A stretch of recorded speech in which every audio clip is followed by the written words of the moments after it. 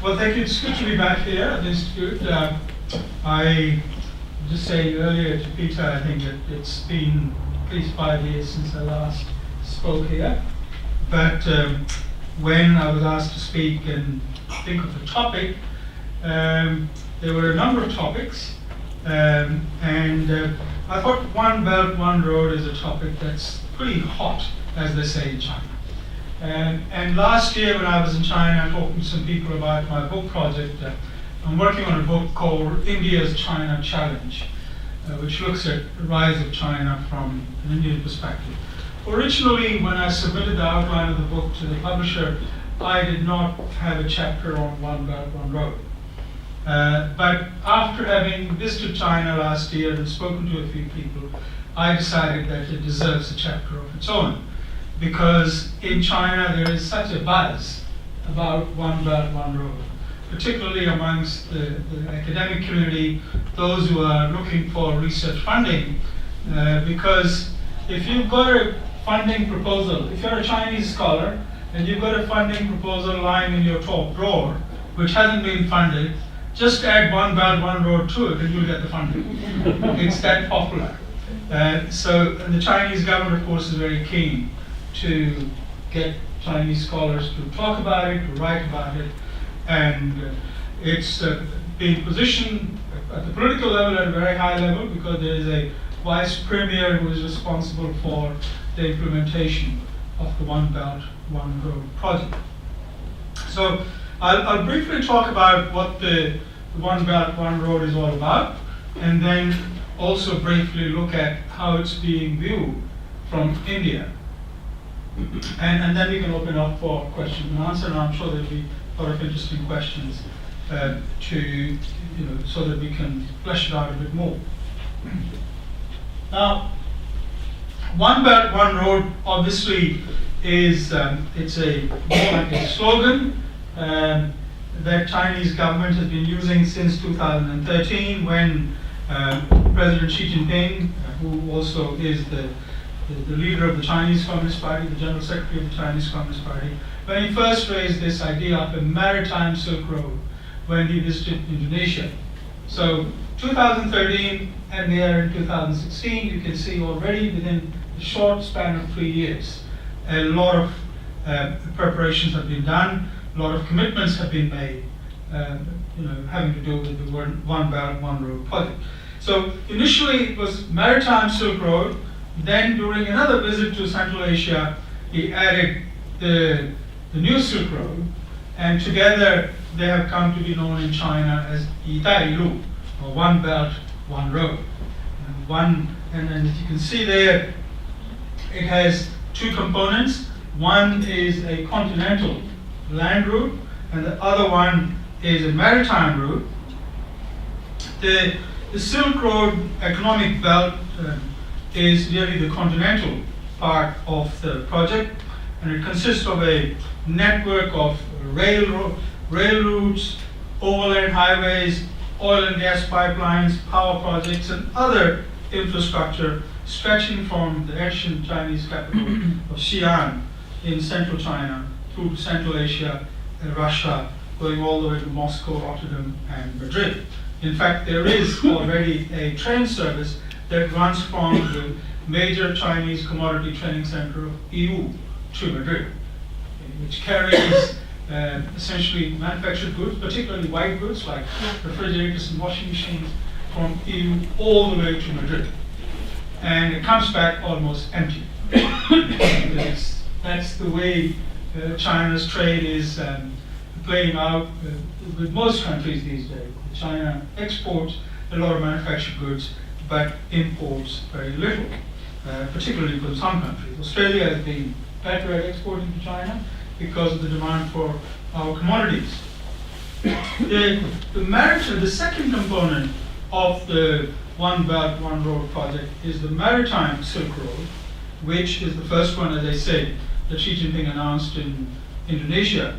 And it includes a network of, again, ports and other coastal infrastructure.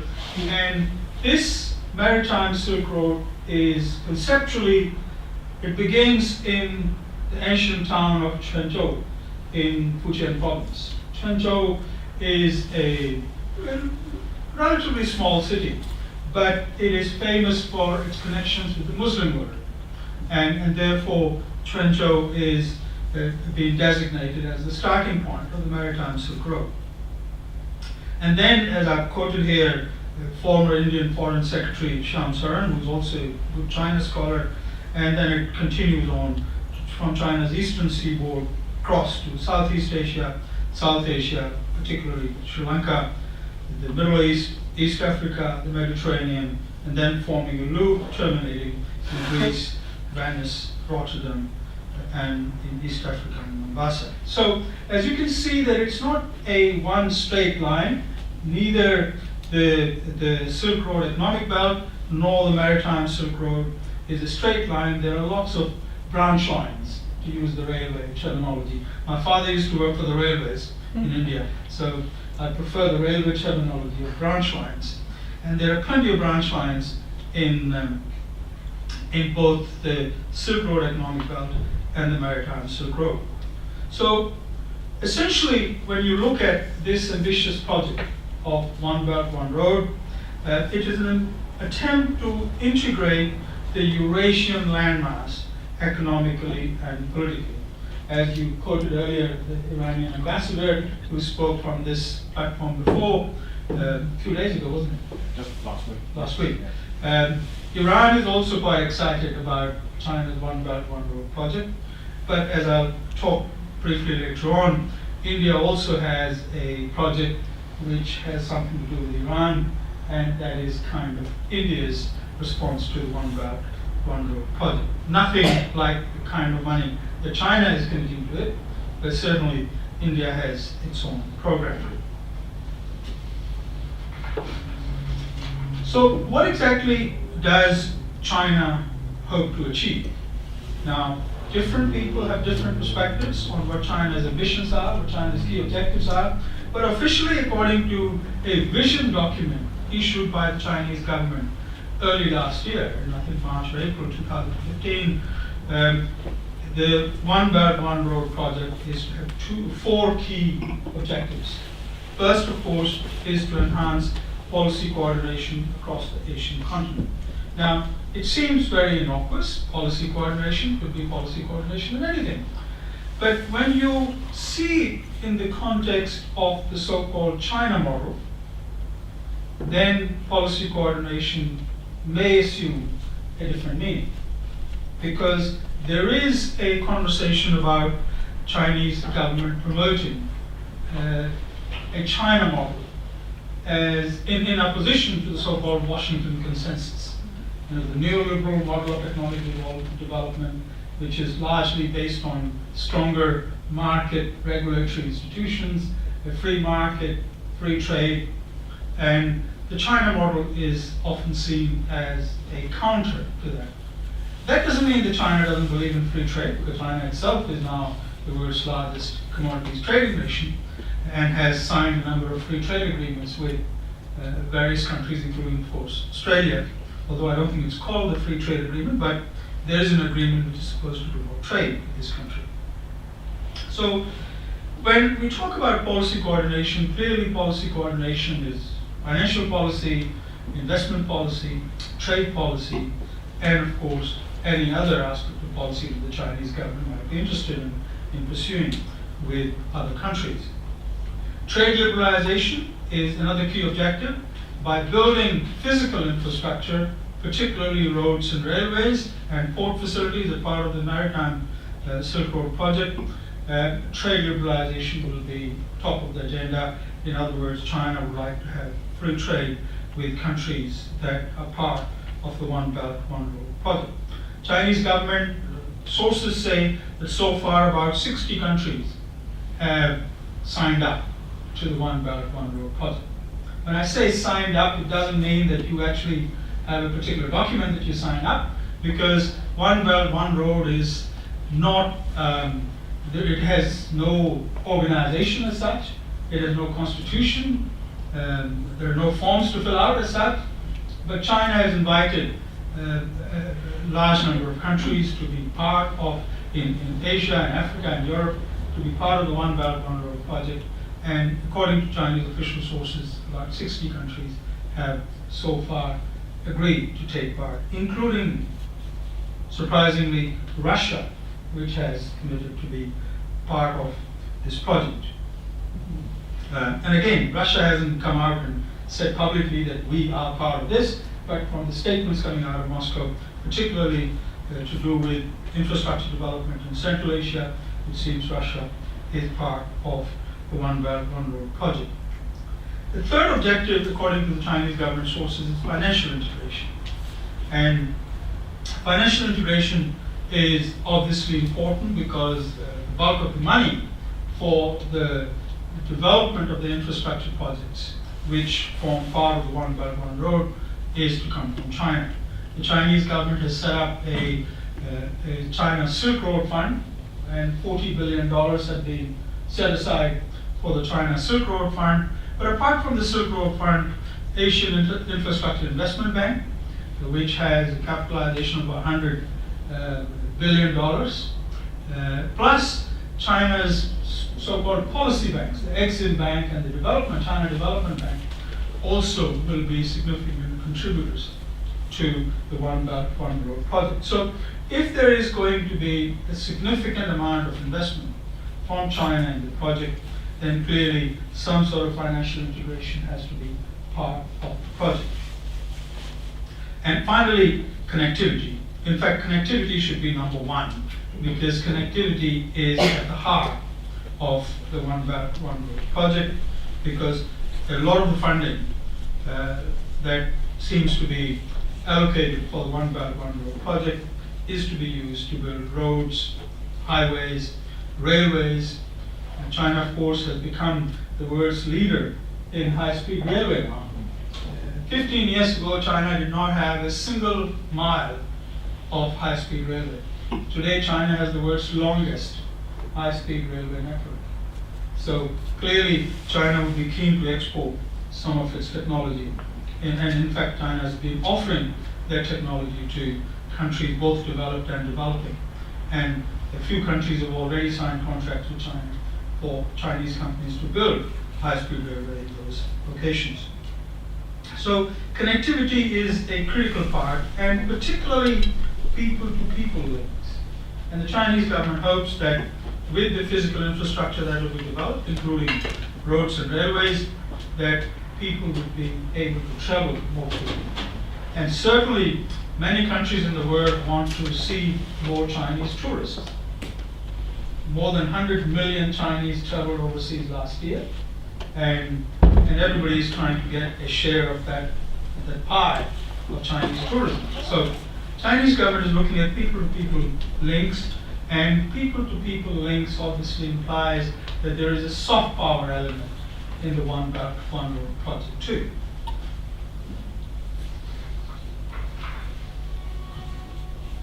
Sorry, I've gone through without changing the slides. Now this is a more detailed map. Unfortunately, you can't see it in a lot of detail, but it's a detailed map from the South China Morning Post newspaper, the English language Hong Kong newspaper. And it shows you the two. So this is the Maritime Silk Road, the blue line, going all the way from Fuzhou, Quanzhou down to the Malacca Straits, and then through Sri Lanka, Colombo, East Africa, all the way to Europe. And then this is the continental, the so-called the Silk Road belt, and that too goes all the way to Europe. And there are plenty of other projects as part of the One Belt, One Road. The detailed map actually shows you the planned or already completed infrastructure, including roads, railways, oil and gas pipelines, which are also a very important part of the project. But these two figures are interesting because they show you how the growth rate of steel, particularly, the growth rate of steel consumption in China has declined. So China is still the world's largest producer of steel, about 700 million tons of steel. But how much steel can China consume? How many bridges, how many roads, how many railways can China build? And because China's growth rate has now slowed, as a result, the consumption of commodities like steel and cement is also declining. But the capacity to produce these products is still very high. And as anybody who knows anything about the steel industry would know, that when you operate a steel mill at 50% of the capacity, the unit cost of steel becomes very high. And this is a challenge for China, because you have a huge steel capacity in China, capacity to produce steel, but China's domestic consumption of steel is declining. So there is an argument, and you'll probably read it in the foreign media, that a key function of the One Belt, One Road project is to make sure that there is enough demand for these commodities in other parts of the world, in Asia and Africa and even Europe. And particularly if Chinese companies are building some of these projects, then they will be able to source these commodities from China. So, contrary to the Chinese government's 4 key objectives that I listed before, there is an argument that One Belt, One Road has more to do with the restructuring of the Chinese economy than with purely economic cooperation with the rest of the world. That there is excess capacity. Everybody knows there is excess capital in China. Chinese government is sitting on now just under $4 trillion of foreign exchange reserves. And return on that investment is very, very low, because a lot of that money is locked into foreign government treasuries, particularly the United States treasuries. So the government is looking at higher return on that investment, but at the same time, it is also looking at utilizing some of the excess capacity in some of the important commodities such as steel and cement, so that there is extra demand generated overseas as part of the One Belt, One Road project. For example, the China-Pakistan Economic Corridor, which I'll talk about in a minute, China-Pakistan Economic Corridor would involve about $11 billion of investment in simply infrastructure development. And I don't think all the cement and steel for that is going to come from Pakistan. So clearly, there will be significant quantities of steel and cement and other commodities which will be sourced from China for that project. Likewise, many other projects would be sourcing their commodities from China. So there is that access. There is also a proposal by some Chinese academics that some of these mills could be physically relocated to countries where there is demand for steel, or where there is going to be One Belt, One Road projects. So instead of simply exporting from China, it might help in buying support for the project if those countries were actually going to receive a not brand new, but recycled mill, and it will employ local workers. So there's still a debate as to how much employment this scheme is going to create. But certainly, countries which are signing up to the One Belt, One Road project are hoping that it will generate some or significant employment in their countries. Now, let me, as I said, the title of my talk is India's response to the One Belt, One Road project. So what are the Indians thinking about the One Belt, One Road project? There is a great deal of interest in the One Belt, One Road project.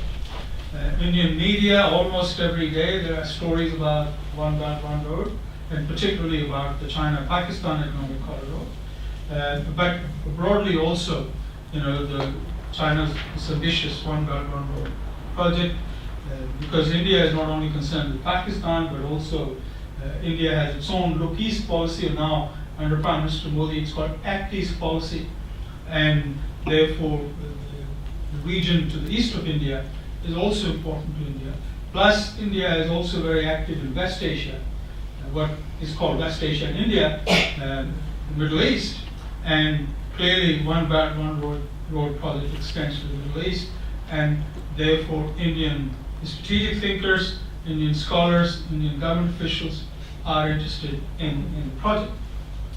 Now, this is a view expressed by a prominent Indian commentator who has been to Melbourne. He's spoken at various venues in Melbourne. Brahmachalani is an old friend of mine, but he always has a very hard view on China particularly. And in his view, this initiative, the One Belt One Road, is part of Xi Jinping's strategy for China to break out of this East Asian border. China is not content with simply being an East Asian power. China wants to be a global power, and therefore Brahmachalani sees the One Belt One Road project as a way for China to break out of that East Asian border and be seen and have the clout and influence of a global power, with its influence extending to the Middle East and to the rest of the world. And he argues that this project, the One Belt One Road project, will enable China to build leverage, economic and political leverage, and pull countries of the region into its own orbit. And when we say region, the region covered by the One Belt One Road is very big. It's very large. It's not simply the South China Sea region. We are talking about almost all of Asia. We're talking about Africa, particularly the east coast of Africa, and Central Asia. So there's a vast region. There is also an argument made by some Indian realist scholars who believe that, in fact, China's long-term goal is to confine the United States to North America and work with Asia and Europe to form this a single Eurasian entity, both strategically and economically. But obviously, the Chinese government documents, Chinese scholars don't talk about that as one of the objectives of the scheme. But certainly, realist scholars in India see that as part of the much bigger strategy. And Brahmachalani is not alone. There are a number of other Indian scholars who look at One Belt One Road through the realist lens as about being power maximization. And not just economic power, but also political power that China seeks to maximize through this project. But there are alternative voices in India. And but before I talk about some of the more liberal views in India, what's the Indian government's view? And that's what I think a lot of people are interested in. What does the Indian government say about the One Belt One Road project? China has invited India to be part of the project.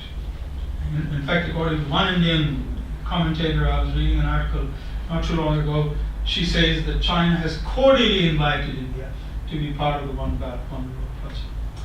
Indian government's response has been to basically not say a lot about One Belt One Road. Last year I was talking to a very senior Indian diplomat, and he said, well, it's China's national project. What has it got to do with us? It's their project. They didn't talk to us. They proposed it. They're implementing it. Good luck to them. But it has nothing to do with us. And as far as Chinese invitation to be part of this project is concerned, India said we have no concrete ideas, and therefore it's a Chinese national project, and there has been no consultation with us, and therefore we'll treat it as a Chinese project, like many other Chinese projects, and it's up to them to consult with us if they want our participation. So Indian leaders have, officially said very little. In private conversations, as I said, talking to senior Indian diplomats, you hear almost a complaint that this is, they haven't consulted with us. The Asian Infrastructure Investment Bank was different. India is a founding member of the Asian Infrastructure Investment Bank because China invited India to be part of it. This was going to be an organization with its own constitution, its board of directors, they'll have a legal status, and there'll be equity of all the member states. So India says that we should not equate Asian Infrastructure Investment Bank, which is also a Chinese initiative, with the One Belt, One Road project, because these are two very different things. As I said earlier, One Belt, One Road has no organization, no constitution, and therefore it's a very loose network of relationships that China is developing with a large number of countries. But so India's official position is that this is a Chinese project, and we were not consulted about it, and therefore we don't have to have a position on it. But one component of this project, One Belt, One Road project, of course, one important component is the China-Pakistan Economic Corridor. China-Pakistan Economic Corridor is a very significant part of it from India's point of view, and I think also from the Chinese government's point of view, because China-Pakistan Economic Corridor receives a mention in China's 13th five-year plan. So clearly, from Beijing's point of view, this is a very important project. From Pakistan's point of view, this is going to generate about 700,000 jobs in Pakistan, particularly in areas through which this corridor will pass. And according to official Pakistani government estimates, it will add between 2 to 2.5% to Pakistan's GDP. That's a very significant, if it comes true, it will transform Pakistan's economy. And as I said earlier, $11 billion of the money that China is committing to the China-Pakistan Economic Corridor will go into building infrastructure projects. The remaining 33 billion, more than 33, there's 46 billion US dollars that Xi Jinping committed to investing in China-Pakistan Economic Corridor when he visited Pakistan last year. So 46 billion US dollars, 11 billion dollars in infrastructure, in physical infrastructure, and meaning roads and railways, etc., and 34 or 35 billion in energy projects, including new power stations and pipelines. Now, pipelines are largely, oil and gas pipelines are largely to benefit China. The idea is that a pipeline from the port of Gwadar in Pakistan on the Arabian Sea will transport oil from the Middle East, Middle Eastern oil, all the way to Kashgar and Xinjiang, and then further into China's interior. I think I have a map of the China-Pakistan Economic Corridor. Yeah. So this gives you an idea. If you look at it, this is a port built by China in Gwadar. Gwadar is in the Balochistan province of Pakistan. And the project started first negotiations started around 1998. And then by 2006, the first phase of the Gwadar project, the port project, had been completed. Initially, the management of the project, the port was handed over to a Singaporean company, but it has since been acquired by a Chinese company. So the Gwadar port is managed by a Chinese company. Commercially, this port is not viable. At the moment, this is not a commercially viable project. But once the China-Pakistan Economic Corridor is completed, all the way to Kashgar and Xinjiang, and by the way, these two lines there are two alternative alignments of the China-Pakistan Economic Corridor. So initially what was proposed by China would have bypassed all of Pakistan's major cities. So Lahore, Karachi would not be part of, Rawalpindi would not be part of the China-Pakistan Economic Corridor. It will go through Khyber Pakhtunkhwa, which used to be called the Northwestern Frontier Province, and Balochistan.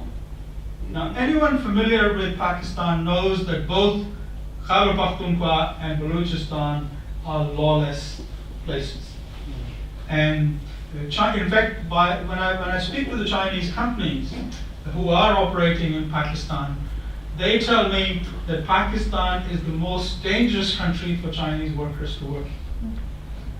So clearly, and there have been numerous incidents where Chinese engineers or Chinese workers have been kidnapped, killed even, and therefore Pakistan military has decided that it will raise a new division, a separate division. About 10,000 soldiers will be dedicated to protecting Chinese workers, engineers, and builders who will be building the China-Pakistan corridor. And that raises a number of other issues. And I think one of the more important issues that raises is what happens once this project is built? Is the Pakistan military then also going to protect it? And if law and order is such a big problem in that region, how can it be commercially viable? So that's just the law and order issue. Secondly, it has raised other issues. For example, Balochistan, of course, one of the complaints of the people of Balochistan has been that Balochistan is very rich in mineral resources, copper, oil and gas. Their complaint is that one belt, one road will simply accelerate exploitation of their resources, and they will not benefit the people of Balochistan. In Khyber Pakhtunkhwa also there has been criticism that this is going to, remember that a lot of the Pashtun people are not happy with the Chinese government because of their policy towards Islam in Xinjiang. So they say that it is simply Chinese atheist ideology, which will extend as part of the One Belt, One Road project or the China-Pakistan economic corridor. So different people have different issues. I was speaking to a left-leaning a Pakistan academic who was also concerned about the China-Pakistan economic corridor. His concerns were slightly different from the Baluchi or Pashtun complaints, because he was worried about, and this is interesting, that neoliberal economic model will infiltrate Pakistan. And it will come from the so-called communist country, China. And clearly the neoliberal economic policies are widespread. In fact, the so-called New Left movement in China itself regularly complains about neoliberal economic policies that the Chinese Communist Party has been pursuing. So some Pakistani intellectuals are also concerned about the kind of economic policies which this project would entail.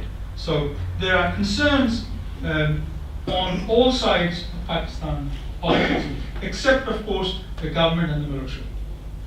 The government and the military are the key promoters, defenders of this idea. Pakistan is known as China's iron friend, and therefore the China-Pakistan economic corridor is seen as a practical manifestation of the friendship that exists between Pakistan and China.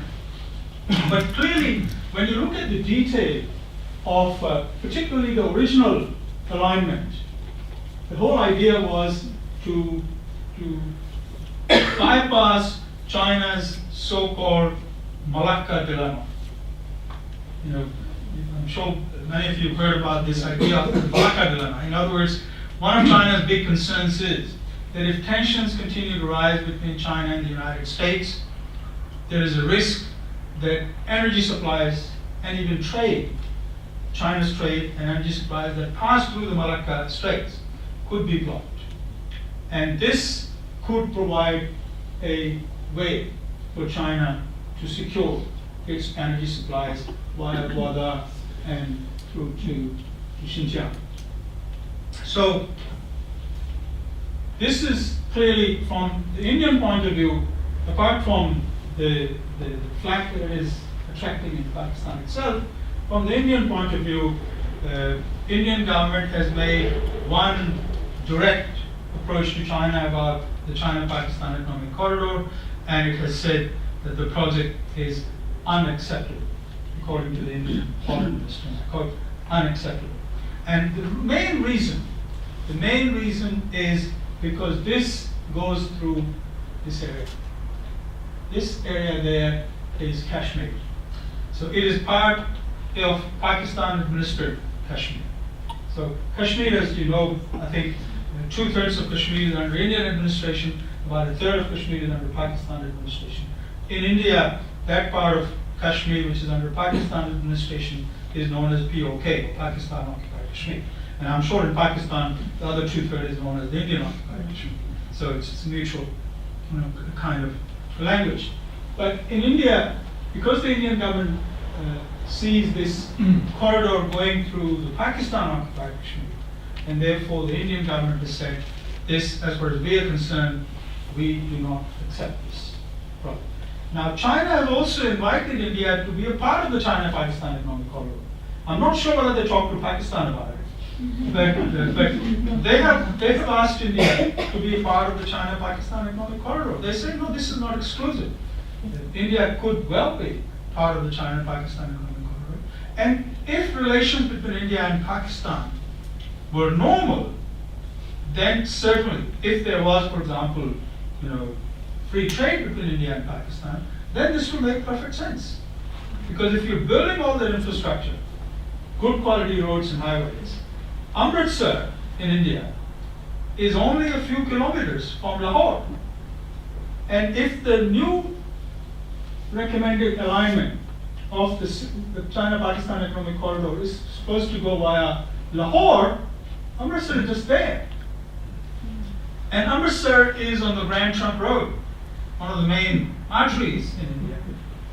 And if India and Pakistan relations were normal, and if there was free trade, then India could send its exports to China and to Central Asia via China-Pakistan economic corridor. But Pakistan at the moment doesn't even agree to giving India a most favored nation status. Most favored nation status, as I think all of you know, is very basic. It doesn't mean that you're regarding another country as most favored country, but it is a basic principle of international trade. India has granted Pakistan most favored nation status, but Pakistan refuses to grant India most favored nation status. India and China have most favored nation status relationship going back to 1984. And that's why India-China trade is more than $71 billion a year. So Pakistan's side has been very hesitant to open up direct trade with India. For example, India would like to use Pakistan as a transit point to engage in trade with Afghanistan and Central Asia, because India has no land border with Afghanistan. So India would like to transport and receive imports from Afghanistan and Central Asia through Pakistan, but Pakistan government is not willing to accept that demand. So although China says to India that we would like you to be part of the China-Pakistan economic corridor, but I don't think they have spoken to their Pakistani friends. Okay.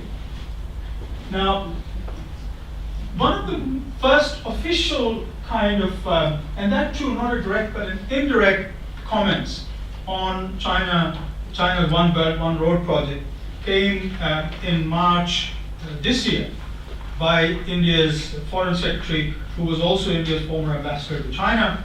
And he said this, that the key issue is whether we build our connectivity through consultative processes or more unilateral decision. So again, it's implied criticism of China that China has taken this step to launch the One Belt, One Road unilaterally. There's been no consultation with us, and therefore it's a unilateral decision by China. Our preference is for the former, that is consultative process. But we cannot be impervious to the reality that others may see connectivity as an exercise in hardwiring that influences choices. In other words, the network, the kind of infrastructure that China wants to build, according to Jaishankar, that will hardwire China's influence into the region. And that's what, when I was earlier referring to this one line of reasoning in India, that China's ultimate goal is to isolate the United States to North America and work with Asia and Europe to create a Eurasian entity. So physical infrastructure could be part of what Jaishankar refers to as hardwiring. And he said this should be discouraged because particularly in the absence of an agreed security architecture in Asia, it would give rise to unnecessary competitiveness.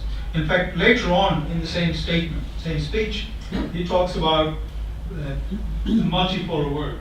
And he says you cannot have a multipolar world without a multipolar Asia. In other words, implying that China's preference is to have a unipolar Asia, but a multipolar world.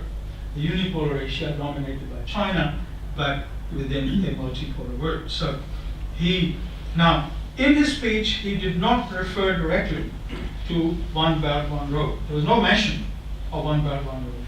But it was clear to the audience that the Raisina Dialogue, Raisina Dialogue, by the way, is India's response to the Shangri-La Dialogue, which is held in Singapore, or China's own, China's got two separate dialogues which take place in China. So it's a response to that. It is funded by the Indian Ministry of External Affairs, and it is held in conjunction with Observer Research Foundation, which is the leading private sector think tank in India.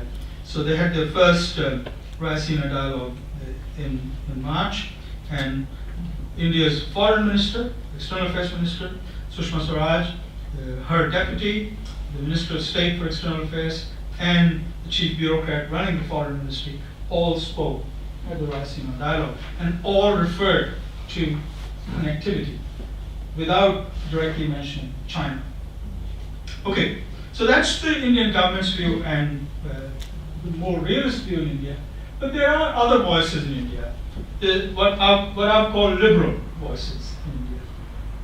And one of these voices is the Observer Research Foundation, as I mentioned earlier. It's a leading private sector think tank. Samir Suran is vice president of ORF, but he comes from the private sector. And ORF as a think tank is also a private sector think tank. It was founded by India's largest company, the Reliance Industries. And therefore they have a very different view of things. And Samir Suran, in an article he wrote not too long ago, he says that India should actually be much more pragmatic in its response to the One Belt, One Road. What India should do is to offer China an alternative to Gwadar and the China-Pakistan Economic Corridor. As you saw, the China-Pakistan Economic Corridor goes through Balochistan, Khyber Pakhtunkhwa, where even Pakistan government finds difficult to govern. He says that what India should offer to China is a construction of a joint large-scale port project in Gandhinagar in Gujarat state, Western India. And then India should fast-track the commitment that India has already made to the development of the so-called BCIM, the Bangladesh, China, India, Myanmar corridor, which has not made much progress, largely because of India's hesitation about it. And Samir Suran says that India should, in fact, accelerate progress on BCIM so that there is connectivity from Kolkata in India to Kunming in China, good quality roads and highways. And then, if India works with China and builds a large-scale port facility in Gandhinagar that runs along the Tropic of Cancer in India from west to east, and then connects with the BCIM corridor all the way to Kunming, and Kunming to the rest of China has very good quality roads, China wouldn't need China-Pakistan Economic Corridor. And he argues that India should also invite China to set up a land connectivity corridor from Gandhinagar to Kolkata, where Chinese companies should be invited to invest in industrial corridors. Now, remember that this is a highly populated, densely populated part of India. So there's no shortage of labor. There's no law and order problem there. There'll be plenty of labor. And if you build a high-speed railway maybe, but also good quality highways, and allow Chinese companies to invest in manufacturing along that corridor, which then connects with Kunming in China, why would China want China-Pakistan Economic Corridor? I think it makes sense to a businessman, but I'm not sure if India's strategic thinkers shared that same view. Or for that matter, Pakistan, or China's strategic thinkers share the same view, because there is a reason why China is committed to investing $46 billion in China-Pakistan corridor. There is a strategic significance. It's not a purely commercial venture. Okay, so that's just one voice that takes the liberal view. By the way, just this is the map of the BCIM, the Bangladesh, China, India, Myanmar corridor that has been talked about. And in fact, so far, the only thing that's happened is that there is a car rally that takes place. So the drivers from these four countries drive from Calcutta to Kunming, and they have tested the road, and they tell us that the road from China's border to Kunming is very good, but the rest of the roads aren't very good.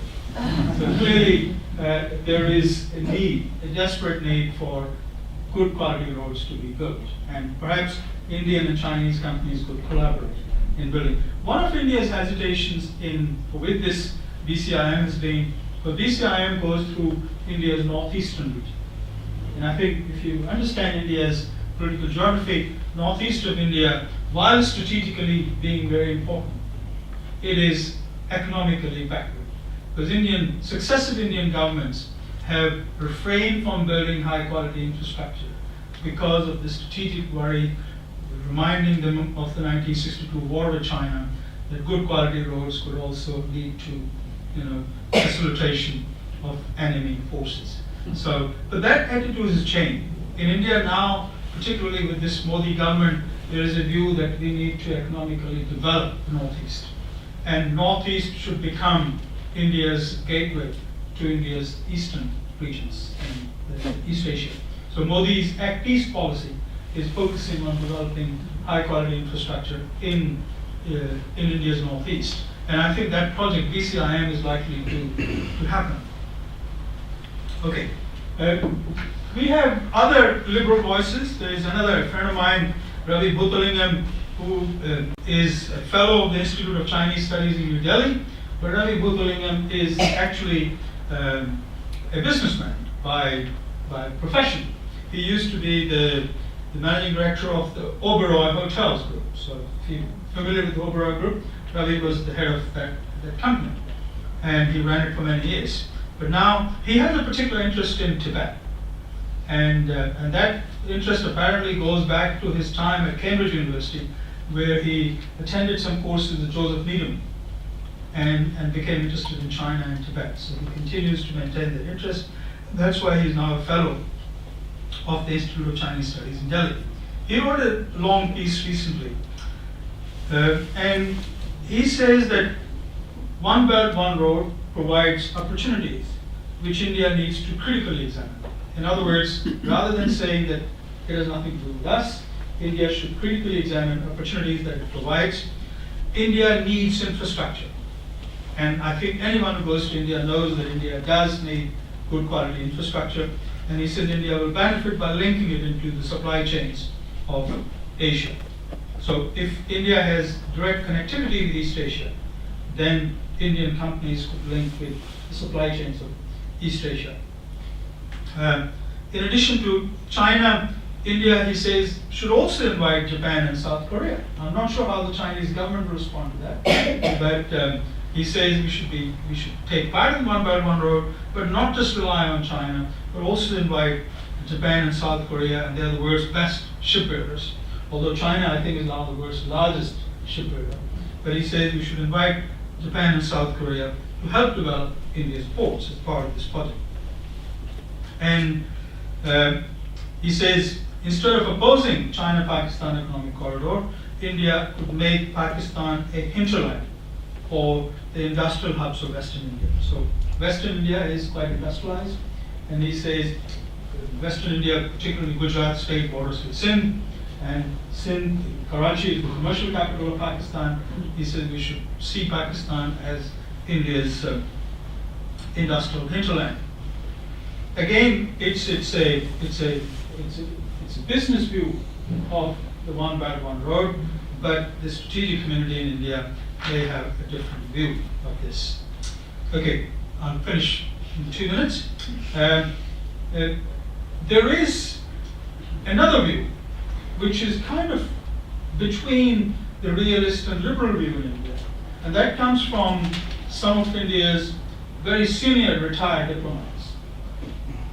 And I emphasize retired because they're no longer in government service and therefore they're free to express their views. Shyam Saran, who spent some time last year at the Law Institute in Sydney as Telstra Fellow, a very distinguished Indian diplomat and scholar, and he says that it might be worthwhile for India to carefully evaluate those components of the One Belt, One Road which may in fact improve India's connectivity to major markets and resource supplies, and India should become a participant.